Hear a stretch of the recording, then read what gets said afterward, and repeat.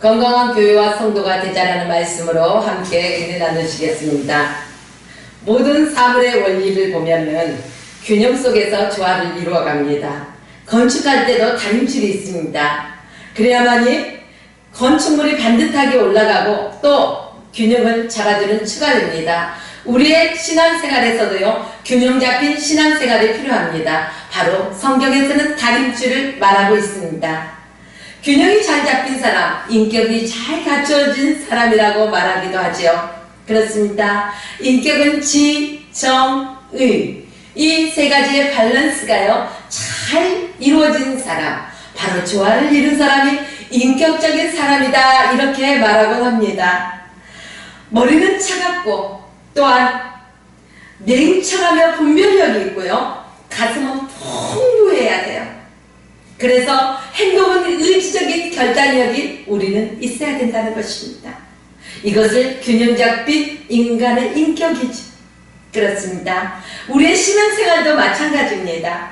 성경만 읽고 지식만 가지고 있으면은요, 바리새인과 같다는 것입니다. 그러므로 저와 여러분들은요, 기도하고 말씀도 읽고 하나님의 말씀을 자꾸 배워야 돼요. 그래서 훈련 속에서 다듬어지고 균형 잡힌 신앙생활을 해야 된다는 것입니다. 또 우리가 기도만 하고요, 말씀을 전혀 읽지 않는다면 신비주의적인 삶을 살 수밖에 없습니다. 우리는 균형 잡힌 삶을 살아야 할 것입니다. 초대교회 성도들의 삶을 보면 그들은 본질적인 변화가 이루어졌습니다. 베드로의 설교를 듣고 마음이 찔렸다는 것입니다.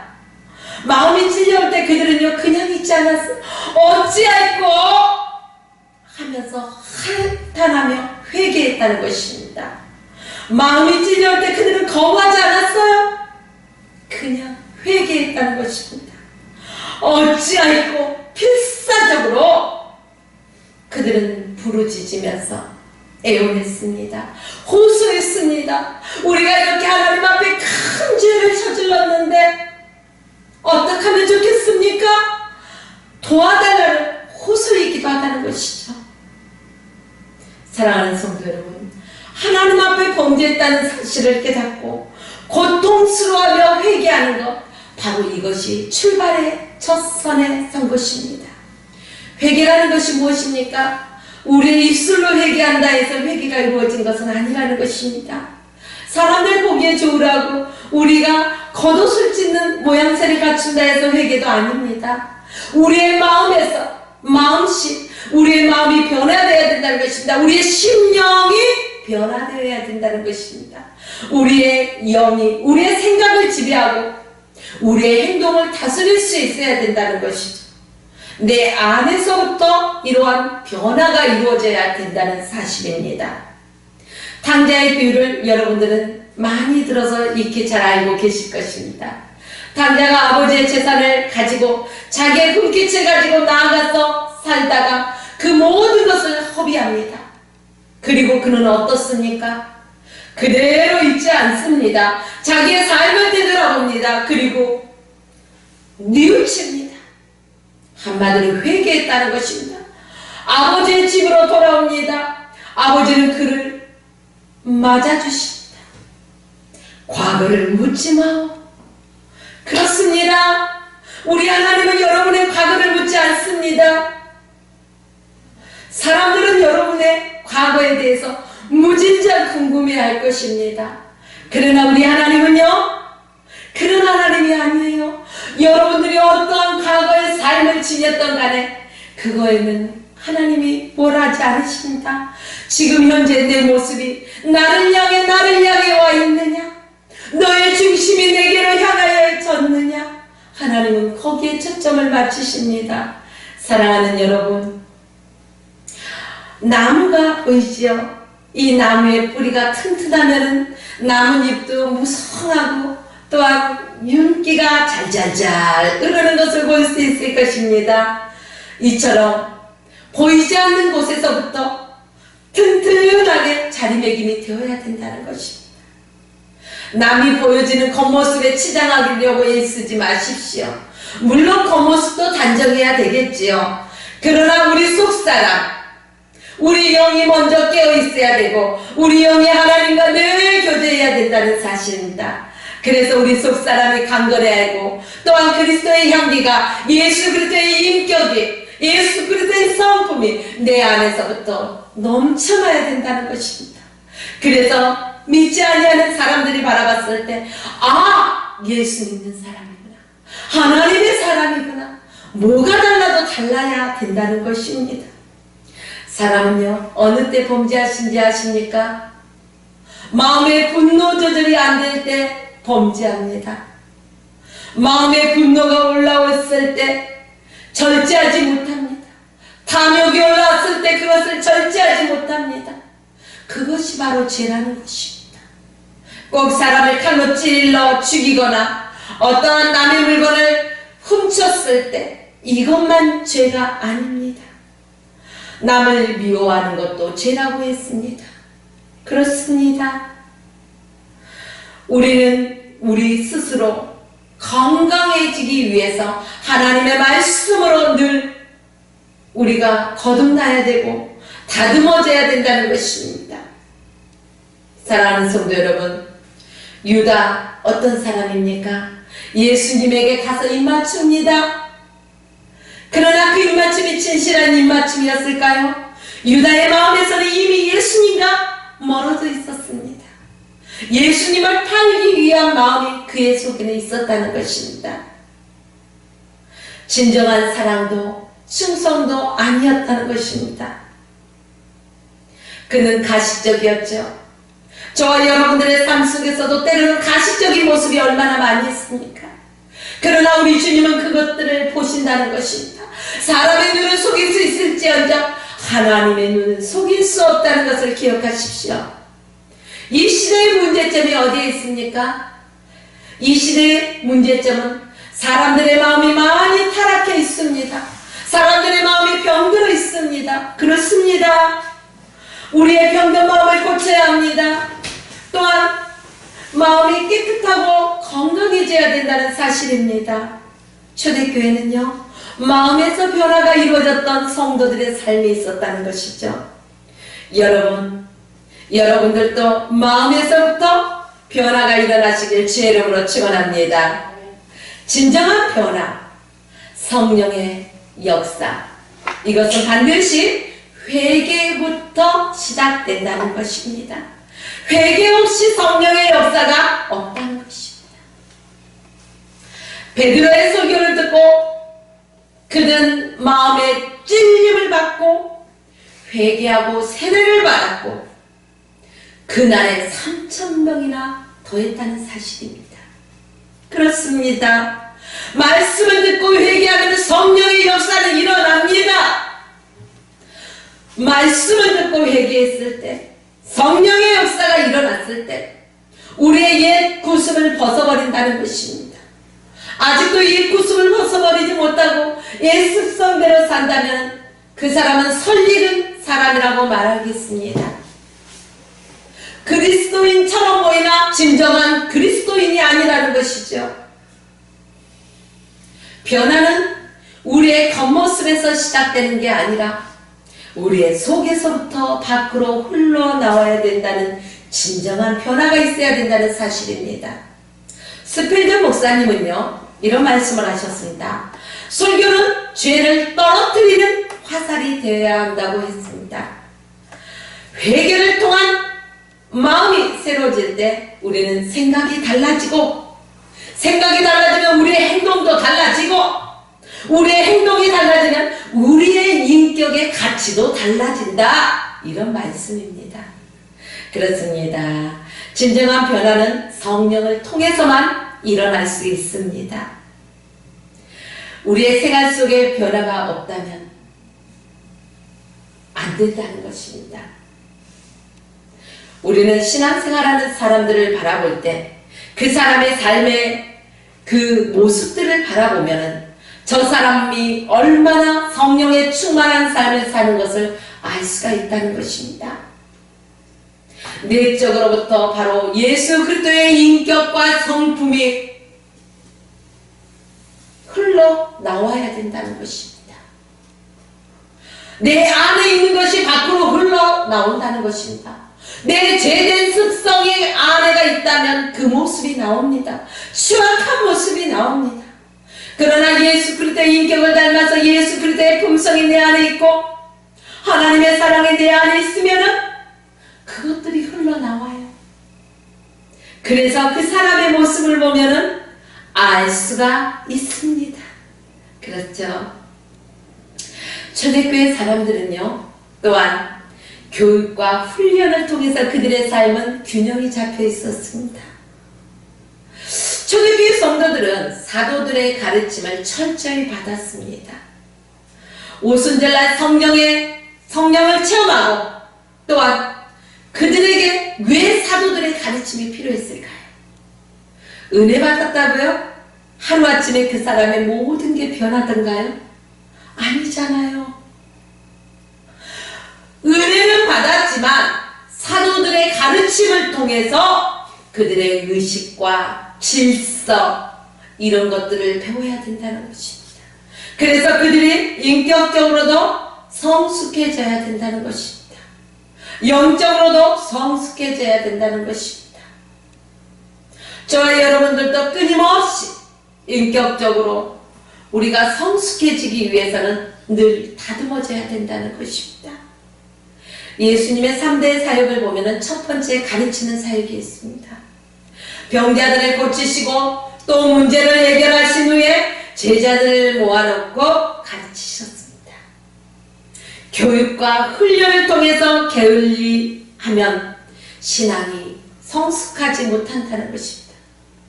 그래서 우리는 모이기에 힘써야 된다는 것입니다. 모이기를 싫어하는 이 세대를 본받지 말아야 된다는 것이죠. 사도교회는, 초대교회는 모이기를 힘썼다는 것입니다. 천재들의 원리를 바라보면요, 천재들도요, 천부적인 소질도 있어야 된다는 것입니다. 그런데 이 천부적인 소질만 가지고 안 된다는 것이죠. 무엇이 필요한가? 좋은 스승을 만나야 된다는 것입니다. 우리의 삶 가운데서도요, 좋은 멘토를 만나는 것이 얼마나 중요한지 모릅니다. 또 마지막으로는요, 피나는 훈련이 필요하다는 것입니다. 우리가 아무리 좋은 교육을 받고 훈련을 받았다 할지라도 우리의 삶 속에서 적용하지 아니하고 나와 상관없이 지식적으로만 알고 있다면 아무런 필요가 없다는 것입니다. 어떤 목표를 이루기 위해서는 끊임없이 훈련되어지는 우리의 체질화가 되어야 된다는 것입니다. 군인이요, 왜 군장을 메고 늘 훈련하는지 아십니까? 전쟁 시에 비상이 떨어지면 바로 출동할 수 있을 정도로의 훈련을 갖춥니다. 그리스도인들도 영적으로 이러한 훈련이 되어야 된다는 것입니다. 원수마귀는 우는 사자같이 두루다니며 삼킬 자를 찾는 이 시대에 우리가 영적으로 깨어있지 아니하고 말씀으로 우리가 훈련되어 있지 아니하고 나태해진 삶을 산다면 그들의 먹이가 될 수밖에 없습니다. 그렇기 때문에 하나님의 말씀으로 우리는 늘 묵상해야 됩니다. 깨어있어야 됩니다. 기도해야 됩니다. 늘 그 말씀대로 실천하며 살아야 된다는 것입니다. 하나님은 의욕만 가진 자를 사용하지 않으십니다. 훈련된 자를 하나님은 사용하십니다. 즉 준비된 자를 사용하신다 이것이죠. 모세 40년 동안 40년의 생활은요, 이제 바로 왕궁에서, 애굽의 왕국에서 바로 왕의 그 모든 그 밑에서 그 애굽의 문화를 배우며 최고의 학문을 갖추는 모세의 40년의 삶이었습니다. 그런 그가 이제 애굽 사람과 이스라엘 히브리 민족이 싸우는 것을 보고 애굽인을 쳐 죽입니다. 그것이 탈로 났습니다. 이제 두려움에 그는 36개 달아나지 않습니까? 그래서 40년 동안은 이제 미디안 광야에서 한 번도 경험해보지 못했던 그러한 훈련을 받게 됩니다. 그러면서요, 그는 철저하게 훈련되어지는 삶을 삽니다. 그 준비된 모습이 갖춰졌을 때 하나님께서는 다시 모세를 부르십니다. 그리고 그 80세 이제 민족의 지도자로 하나님께서 세우셨다는 사실입니다. 우리의 육적인 양식이 있어야만 우리의 생명을 이어갈 수 있습니다. 이런 뜻이 저와 여러분들은 영적인 양식을 먹어야 된다는 것입니다. 하나님의 말씀을 늘 먹어야만이 우리의 영이 호흡하고 살아갈 수 있습니다. 호흡하고 살아가는 것이 무엇입니까? 기도가 있어야 된다는 것입니다. 말씀과 기도가 함께 병영되어야 된다 이 말씀이죠. 사랑하는 성도 여러분, 우리의 화평교회 모든 성도들도 이제 하나님의 말씀으로 교육되어지고 훈련되어져서 게으르지 않고 균형 잡힌 삶으로서 하나님이 기뻐하는 모습으로 살아가시길 주의 이름으로 축원합니다. 또한 초대교회 사람들은요, 혼자 사는 것이 아니라 이웃과 더불어서 살았다 이 말씀이죠.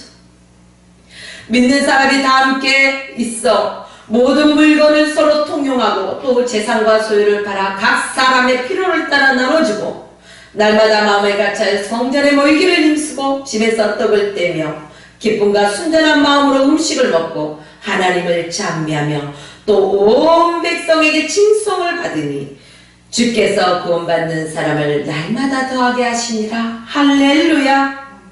물건을 서로 통용하고 필요를 따라 서로 나누었다는 것입니다.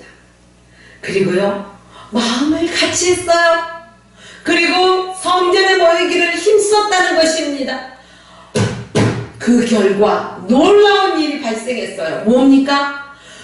구원받는 수가 날마다 더한 결과를 가져왔다는 것입니다. 이게 바로 균형 잡힌 초대교회의 모습입니다. 요즘 사람들은 너무너무 이기적인 사람들이 많죠. 그러나 은혜를 경험한 초대교회 성도들의 모습은 그렇지 않았다는 것입니다. 마음을 같이 하며 서로가 서로를 배려했습니다. 타이타닉 영화를 보셨지요? 참 오래된 영화입니다. 많은 사람에게 감동을 주고 또 눈물을 주었던 영화이기도 하죠. 여자와 또 어린아이들을 먼저 구명조끼를 입혀서 탈출시키고 자신은 그 배에서 탈출하지 못하고 남아서 묵묵히 배와 함께 가라앉으면서 그는 찬송을 부릅니다. 그 모습을 한번 상상해 보십시오. 죽음 앞에서까지 다른 사람을 살리고 죽어가는 그 승고함, 바로 초대교회 성도들의 모습, 진정한 그리스도의 정신이라는 것입니다. 다른 사람을 배려할 줄 알며 살아가십시오.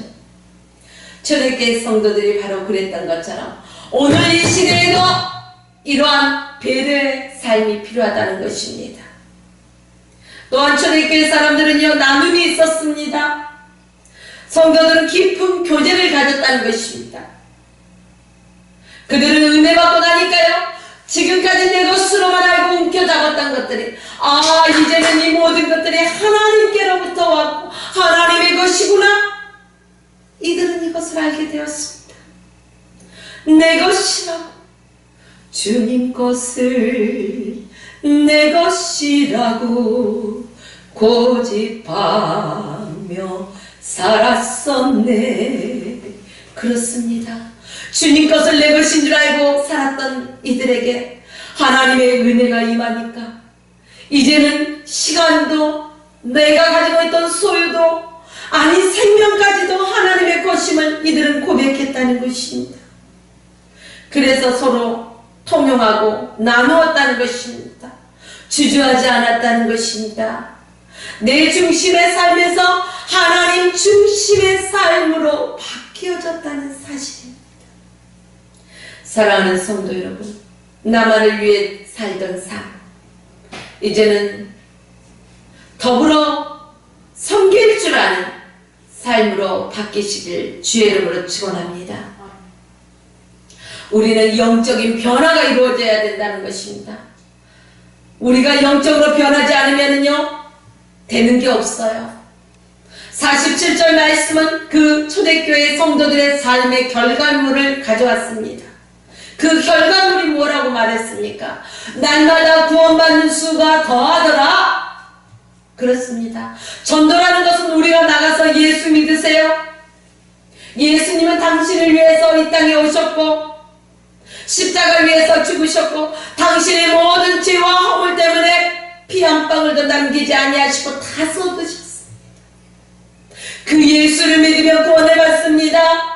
그 예수가 십자가에서 죽은 것에서 그치지 아니하시고 3일 만에 다시 살아나셨습니다. 예수 믿으세요. 전도는 이렇게 하지만 또한 되어지기도 한다는 것입니다. 되어진다는 게 무엇입니까? 우리의 삶 속에서 예수 그리스도의 인격이 보여져야 된다는 것입니다. 그 속에서 전도가 되어진다는 것입니다. 하나님께서 사람을 붙여주신다는 것입니다. 그래서 부흥한다는 것입니다. 사랑하는 성도 여러분, 초대교회 성도들의 모습은 성숙한 성도의 모습으로 균형 잡힌 삶을 살았습니다. 그래서 날마다 구원받는 수가 더해졌습니다. 바로 건강한 신앙이 있었기에, 성숙한 신앙인이 되었기에 그들의 그 삶을 지금까지 우리는 기억합니다. 말씀에 기록되었다는 것입니다. 저와 여러분의 삶 속에서도 이러한 변화가 나타나길 주의 이름으로 축원합니다. 그래서 나보다 남을 위하여 먼저 배려하는 공동체 의식을 가지십시오. 내 자신의 유익만 생각한다면 그 공동체는요, 성장할 수가 없습니다. 이 공동체를 위해서 내가 하고 싶은 것 조금은 내려놓고 그것을 먼저 생각할 수 있는 우리의 신앙도 성숙해야 된다는 것입니다. 그래야만이 균형이 잡힙니다. 우리의 영혼이 건강해지면 우리의 사회도 건강해집니다. 우리의 가정도 건강해집니다. 교회도 건강해집니다. 바로 우리 화평교회 모든 성도님들의 삶이 이런 균형 잡힌 삶이 되어지기를, 건강한 삶이 되어지기를 주의 이름으로 축원하며 오늘 말씀을 마칩니다.